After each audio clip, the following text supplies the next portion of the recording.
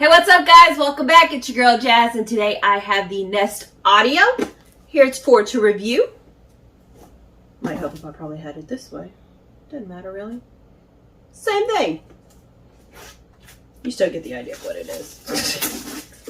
Alright, so we're gonna go ahead and open it up and see this great product from Google.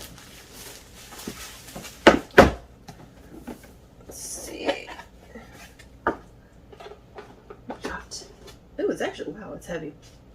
I mean, I kind of figured that, but just picking it up, you know, obviously from just picking up the box, but it's a lot heavier than I thought it was, I thought it would be, especially being so compacted. Kind of like me. Alright, what else we got in here? Nothing else. Nope. Alright, so we're gonna go ahead and plug it in. See how it sounds. Starting up.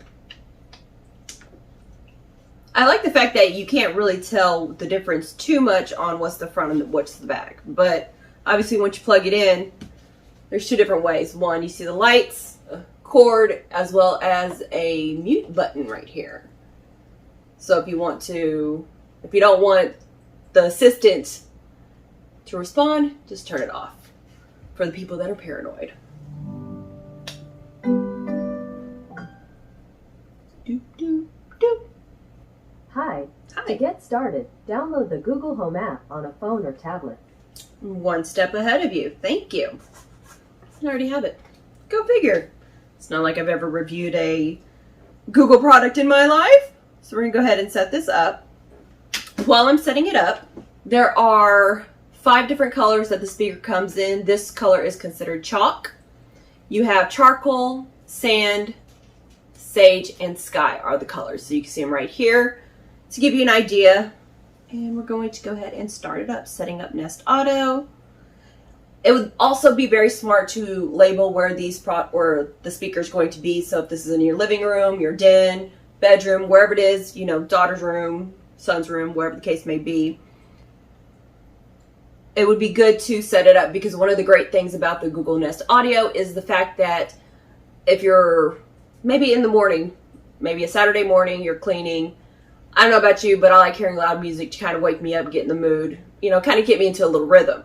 Obviously, if you're cleaning, you're not just going to be in one room, especially like you're vacuuming or sweeping, mopping, whatever the case may be. Instead of having to take the speaker with you, you can actually just tell the speaker, go from, you know, okay, Google, play music. This device isn't set up yet. To get started, download the Google music Home app on YouTube a phone Music. or tablet. Here you go. Note to self, make sure that all other audio speakers are turned off while you're reviewing. So currently it is setting up. Did you hear a sound? Yes, I heard a sound.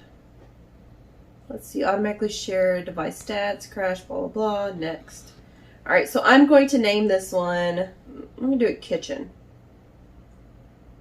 All right, set it up. So now it's connecting to my Wi-Fi. Give me a minute. So how's everybody's day going? Hope it's going well. Thank you for stopping in and joining me on today. On whatever Monday, Tuesday, Wednesday, Thursday, Friday day it is for you. Gotta cover all days, right? Alright, so it's saying it's connected. Before using your Google Assistant, blah, blah, blah, next. And yes, this is really how I set up all devices. I never really read any of the other things that you need to do. Activate voice match on this device. No thanks for now. I'm sure. Get personal stats. No thanks. So now we have to wait for the latest Nest Audio software that is being installed. And it should be about 4 minutes. So once this is done, I'll be right back, you guys.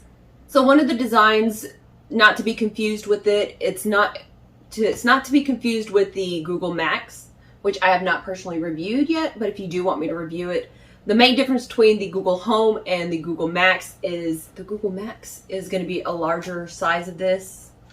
I'm not sure if it's updated or not. I really haven't searched too much about the Google Max, but it is more shaped similarly to this, but it is more horizontal versus vertical. Don't get these two confused. This is the Google Nest Audio, not the Max. not to confuse anybody, this is essentially the second generation of Google speakers. The first generation is the Google Home, but if you were to search for the Google speakers and you were to say, you know, the Google Home second generation, if you look up Google speaker, you're going to get the Google Nest. You're not going to find Google Home, even if you were to search Google Home. And in case you forget what the Google Home looks like, there's a picture right here for you guys. Unfortunately, I'm not going to be able to do a comparison between Google Home, which is essentially the first generation of Google speakers, versus the Google Nest, just because I've searched online to try and see if I can get a hold of it, and I don't have one in my possession, nor do I know anybody that does, and of course it's going to be hard to find one online unless I get one used, which I'm kind of weary about that. One thing that is good about the new speaker is that it is made out of the outer casing right here is made out of 70% plastic, recycled plastic at that. Now, I was asked when I was reviewing the Amazon speakers, and so I'm going to go ahead and answer it on this one as well. There is no subscription directly for the speaker. They do have other services that you can use with it, such as Spotify, you got Pandora, Hulu, all sorts of other subscription services that you can sign up but to have the speaker itself, you do not have to have any type of subscription.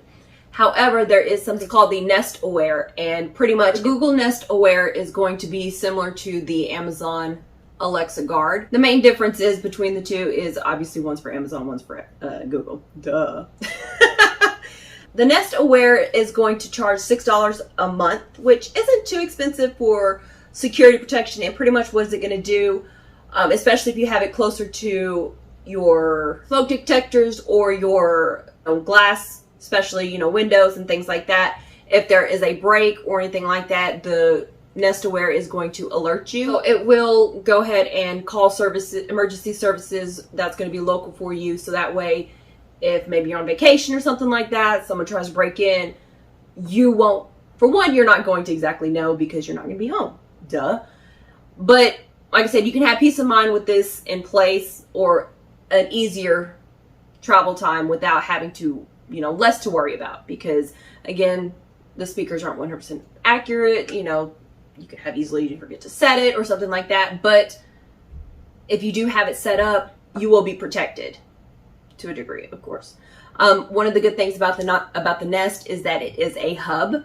So if you have the Ring or any other smart devices such as light bulbs, I personally do not have any of these, or any other smart plugs, devices, things like that, it can all be controlled directly from your speaker. You're just going to have to connect it to the Google Home device. As far as the smart devices go, outside of the Ring, as long as it's set up for Google, so you've got your Google cameras, your speakers, you know, they have, you know, the Chromecast and things like that, those are all going to be compatible. The Ring is compatible, but it is limited on what you can do with the Nest. So as far as other smart devices outside of the Ring, I don't have any, you know, smart devices. I do have a smart plug, but I really don't use it because I don't know why I don't use it. I think I set it up, something happened. I'm not sure. I think it just connected to my phone and I just said forget about it and put it down and forgot where I put it. Which is very easy to do because I do that quite often. The Ring is compatible with the Nest, but again, it's very limited. So it's kind of like Samsung versus iPhone. Some of the things are compatible, but of course they're competitors, so not everything will work seamlessly transferring from iPhone versus Android. So Google and Amazon are going to be similar to that in that concept to give you guys a better comparison. Some of the devices will work great. Some of them, they're going to be finicky. At the end of the day, we need to know how the speaker sounds. So I have it set to 50%. It only goes from 1 to 10. So we're going to go ahead and try this out at a 5 and see how well it sounds.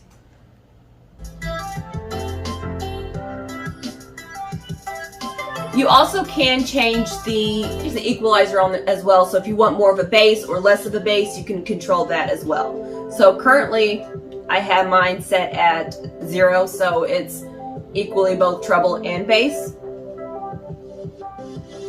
But I'm going to turn up the music all the way to 100% so you guys can get a really good hear of the sound. I don't want anybody to go deaf on me. So just a warning before I turn it up all the way.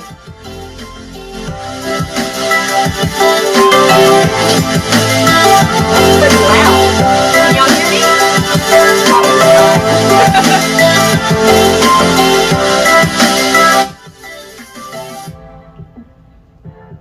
That's actually pretty loud.